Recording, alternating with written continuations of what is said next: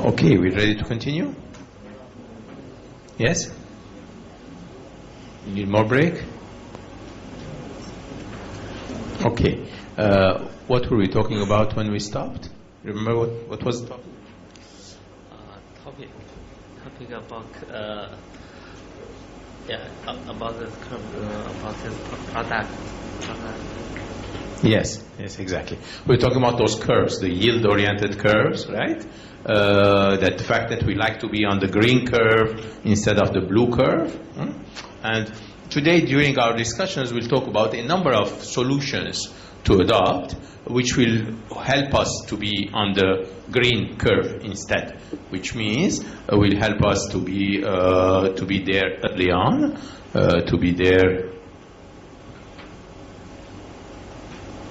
Is this? It's not.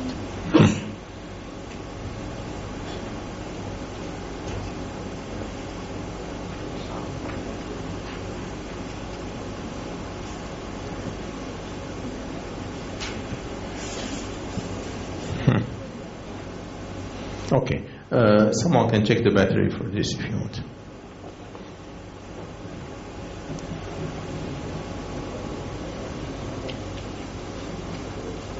Have a look at the battery. I think the battery. Yeah, see your point. Yeah, thank you. Okay, so we spoke about testing, and we said that testing will be done in multiple stages, right? In order to ensure that that chip is good. And that, I mentioned before that it starts when the chip is on wafer. You know what wafer is, right? So when the chip is still sitting on the wafer, we need to go and test every single chip there. And then when we find out that there are problems with it, we do some repairing in there. And then we debug it if necessary. So there's a silicon debugging stage. Then after the chips are sliced from the wafer, that are cut out from the wafer, there are some chips that have issues in them. We put them aside. We don't package them if they are bad chips, if they are defective chips. We only package the good ones. So we put the package around it. And then we have also package level test. We call it the final test. So the final test is done when the chip is inside the package. So initially it was outside the package at the wafer level. Then later again, once it is in the package, the final test. These tests are different from each other. If I'm doing exactly the same thing, then I may not need to do it multiple times. But what can be done at the wafer level is not the same that can be done at the package level. At the package level, I can do more advanced things. For instance, I can do more high-speed tests at the package level. Sometimes at the wafer level, if my test equipment is not very good, I may not be able to test it at speed at the wafer level. For instance, if I need to test it under high temperatures, low temperatures, it's harder to do it at the wafer level. It's better to do it after packaging.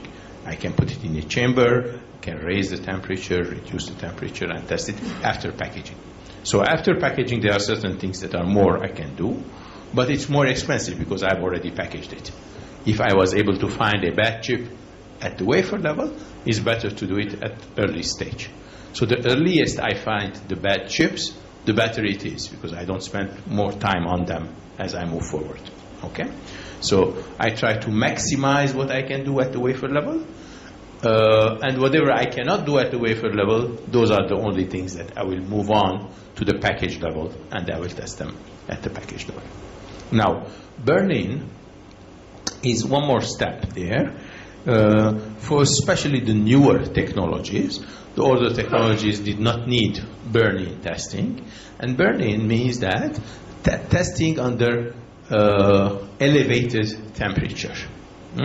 But not only during the test, but rather I put my chip for a certain time in a burning chamber with high temperature in order to force things to fail if they're going to fail. Okay? So there is something called in reliability, it's called infant mortality. That is, infant is baby, right? Mortality is dying. So, there are certain things that happen in early life cycle failures. During the first 6 months of the life cycle of the chip, certain failures will happen. So there is a curve. You see that the probability is much higher during the first 6 months for a chip to fail compared to the rest of the life cycle, the rest of the months or the years to come. Now, instead of waiting 6 months to see if this chip will fail during that period of time, what I'd like to do is I would like to expedite, do that 6 months much faster. I can do fast forward for 6 months to see if something is bad. I'll force it to fail. Then I put that chip aside. I said, okay, this is not a good chip because it was going to fail when it was during that young stage. So in order to shorten that 6 months into 2 days instead, how can I reduce the 6 months to 2 days and push it to fail in 2 days and then send it to my user? I can do that by putting it in high temperature. So I can erase the temperature and bombard it with various patterns, and that is called the burn-in period. So burn-in is meant to shorten the time of that infant mortality period and be able to yes. The battery was not very good. These are yours. That's mine. No, this is working. The pointer was not working on that one. Oh. Mine is weak, but your pointer was. Now it's okay? Yeah. Good. Okay. This is backward forward. It's fine. Yeah. Because my light is weaker. Okay, perfect. Thank you. Perfect. So again, back to burn-in. The burn-in, therefore, will allow me to expedite that early lifetime and to force failures if they were going to happen slowly in the first 6 months. Now I can shrink that initial period and do it early on, if need be, and force it to fail at that early stage.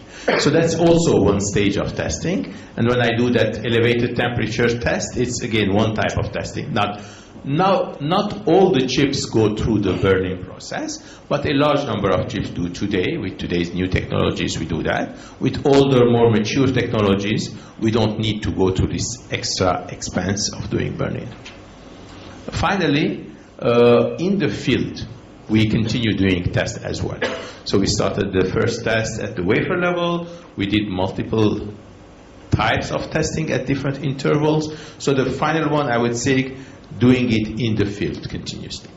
So one thing that happens for sure in the field is each time you power on your system, typically there's a self-test that goes on.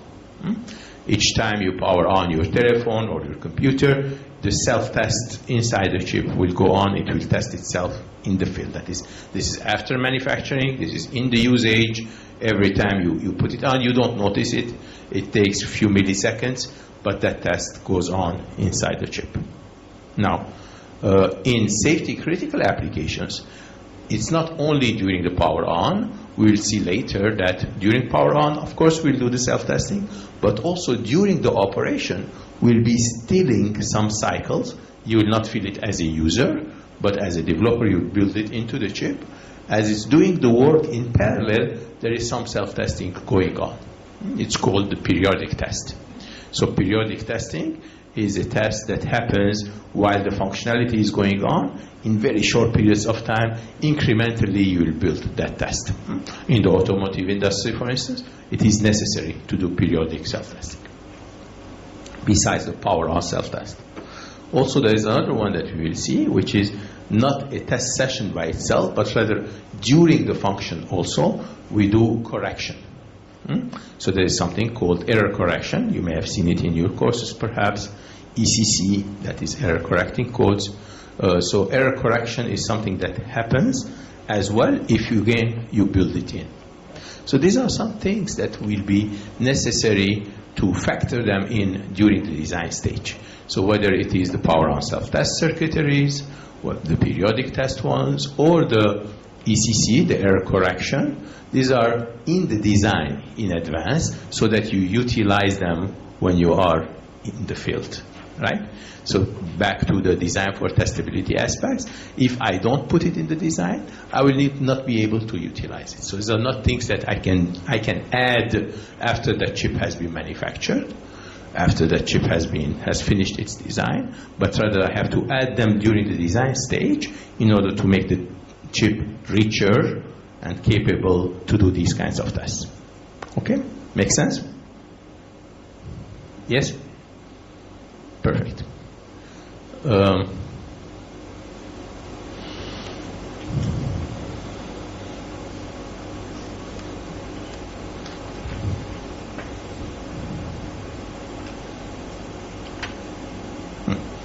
So we spoke about the fact that we have multiple challenges that we're seeing in our trends, and those challenges were the fact that we have many IPs per chip, and that number of IPs is doubling from one generation to the other. We saw that the complexity of the chip and the levels of hierarchy are increasing as well. We saw that the digital part is growing. Third-party IPs, very heterogeneous in their nature. The nodes of the design, the shrinking is continuously moving forward, and yield is definitely a problem that we need to address. All of these are trends that will force us to look at solutions. So now that we looked at the trends and the challenges, let's move on to this solution space and talk a little bit about the hierarchical testing. How do we access different types of blocks, and how do we talk to them and ensure that they are tested properly? So if I have a chip like this that has large number of blocks but of different nature, the orange one is more analog mixed signal oriented box, if you want. The green one is more digital logic box, if you want. And the red one is the memory. So at least there are three types of circuitries that are different from each other from a testing point of view. The way I test memories is very different than the way I test digital logic or I test analog designs. So digital logic will need to have, as we saw before, socket faults, ATPG, design for test and scanning in that green box. I'll come to that in a little bit more detail. Memories will need different types of test solutions to be applied to, and also we agreed that we'll be doing repair also with the memories, not with the green box, but the red one will need repairing too. And mixed signal blocks have their own tests, and we'll talk a little bit about that as well. So at least from the nature of the boxes, the structure of the boxes, we'll have different approaches for their testability. But each one of these will be connected, as you see, to a blue box up there called the test server. And this test server will allow me to come and communicate with each one of those, access them, run their test accordingly, bring it, or run their self-testing, built-in self-test in each one of those engines, and then report it to an access port. I'm calling it test access port, a TAP. We'll go a little bit more into this structure later on to see how can we have a standard port such that independent of what the SoC is doing, I will be able to access it and talk to individual boxes through there. Okay? So let's start with the digital boxes. Digital boxes, as we said, will have large number of gates, okay? Millions and millions of gates sitting in a digital logic box. And not only gates though, besides the gates we will also have in there a nice set of flops as well. And for the gates and the flops to be controllable and observable, controllable meaning I can access them from outside to talk to them directly, and then I can get the results to the outside world. So we need to have controllability and observability into this. And we agreed together that once I have access, I need to apply some methodic way of automatic test pattern generation in order to apply tests into those boxes. Now, if a design is a combinational design only, as we have seen earlier, those couple of gates, it's easy to apply a pattern and then get a response immediately from that on the output. But if my circuit is not only combinational logic like this, but also has some flops, some flip-flops before and after and in between the combinational logic, so you have pockets of gates, and then you have flip-flops and flip-flops and flip-flops. Now, if I'm going to test some of those gates coming from my primary inputs going to flip-flops and there, and testing this and receiving it on the output is a little bit difficult if I have different stages of flip-flops. You have to plan for these stages of flip-flops to be able to see how the signal from here will propagate through multiple stages. So this propagation, either from the primary inputs to the point where I am testing my stock-at fault, or the propagation of that outcome all the way to the primary output, will be a little bit more complex if I have flip-flops that I have to penetrate through. So instead of penetrating through this, we speak about inserting scan into it. And scan is simply making these flip-flops directly accessible for test purposes, such that I would come from outside to the scan point and I apply my test instead of applying my test from the primary outputs. That is, instead of bringing the values from primary outputs to here, to there, and so on, what I will do, I will bring from primary outputs, I will shift it to my flip-flop, apply it here, and the outcome will take it here and will shift it out from here. So instead of waiting until this signal goes all the way through multiple pipeline stages, I will make this point an observation point, and this point a controller point. So if the flip-flops themselves are easily accessible, I can do that job nicely. How can I make that? I can make that by having one more mode of operation to the flip-flops. So each one of those flip-flop stages, I will embed a multiplexer with it, while they will work on one end with this D0, the normal functionality will go like this. But during testability mode, the functionality will connect this flop output to the input of the next one, this one to the input of the next one, and so on. So having a scan register that I scan through for testability purposes, meaning I have more controllability on these inputs from here, and then the output can go there, the output can go there, and so on. So I have better controllability and observability by having the flip-flops having another mode as well, which is this D1 mode that is connecting them for scan purposes. So I can either use regular flip-flop oriented operation or a scan operation for post-insertion purposes. That makes the testability of these combinational blocks much easier, because now I don't need to think about the primary input and primary output. Each one of those flip-flop stages make it easy to access, make it controllable and observable, each one of the flops. Okay? The way that I can operate this is by looking at scanning some value, shifting through all the flip-flops, putting certain zeros and ones in these flip-flops, and then applying it to the inputs, receiving the output, and then scanning out the result. So the scanning in through the flip-flop chain and scanning out through the flip-flop chain will make this easily accessible to control and easily accessible to observe, and in between I apply it to my circuitry. Okay? So this is breaking my digital logic to stages and making my digital logic easily understandable for test purposes, versus having all the flip-flops inserted in there and not being able to test it. So testing the digital logic will become much easier, and I can even do it at speed by having my scan chain running at higher speeds. So this will allow me to test various things.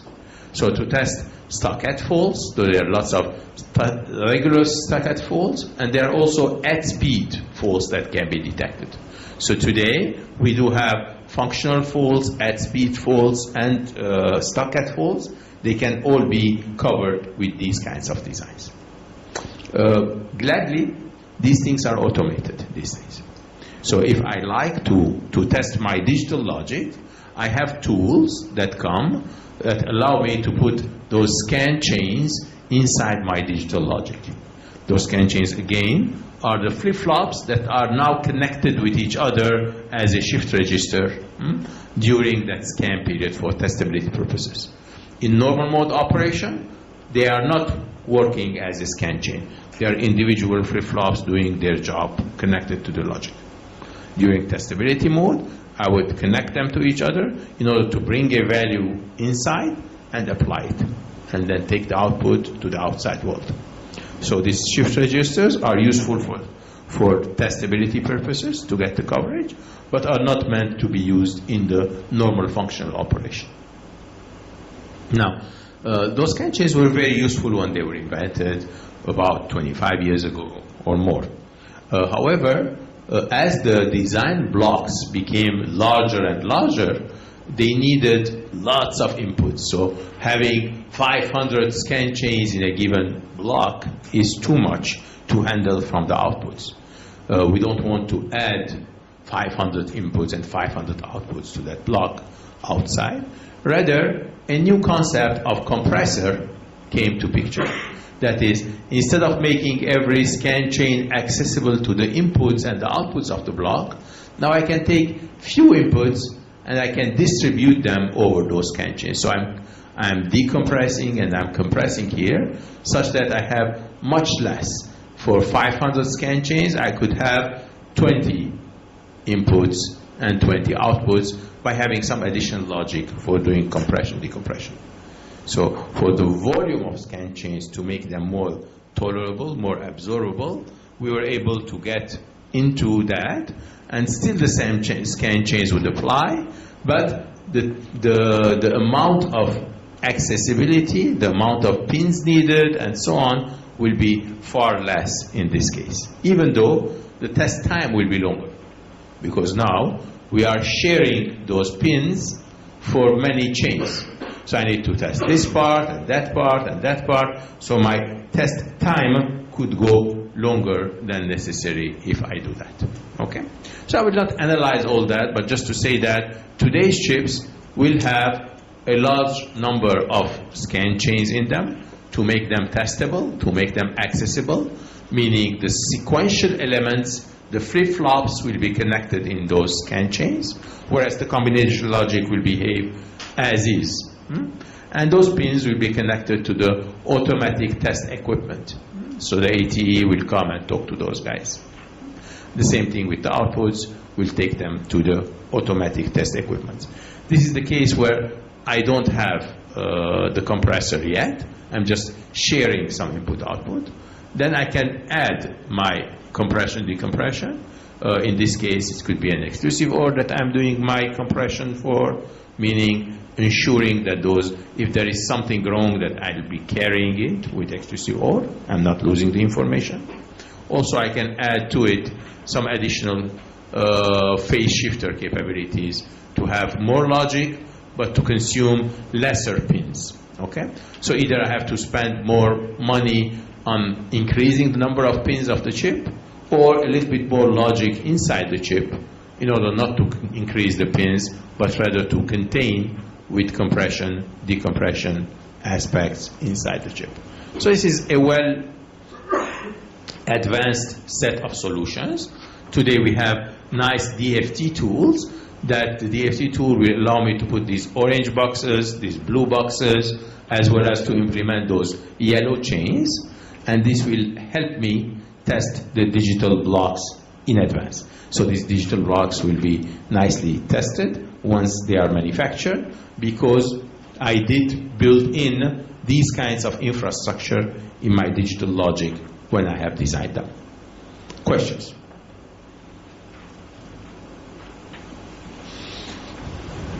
Any questions?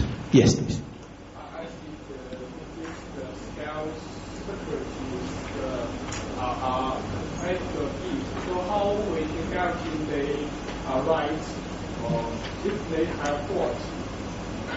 how we can... Yes. Okay. Good question. If I am doing this compression, decompression, and so on, am I losing information or not? Right? If I am doing a nice detection inside my design, inside those yellow boxes and so on, how am I guaranteeing that this thing is coming out?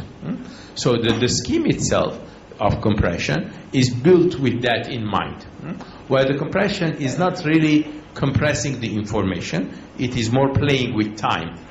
So that taking this one versus that one versus that one, right? While maintaining the coverage. So it is a concern that needs to be developed in the scheme itself.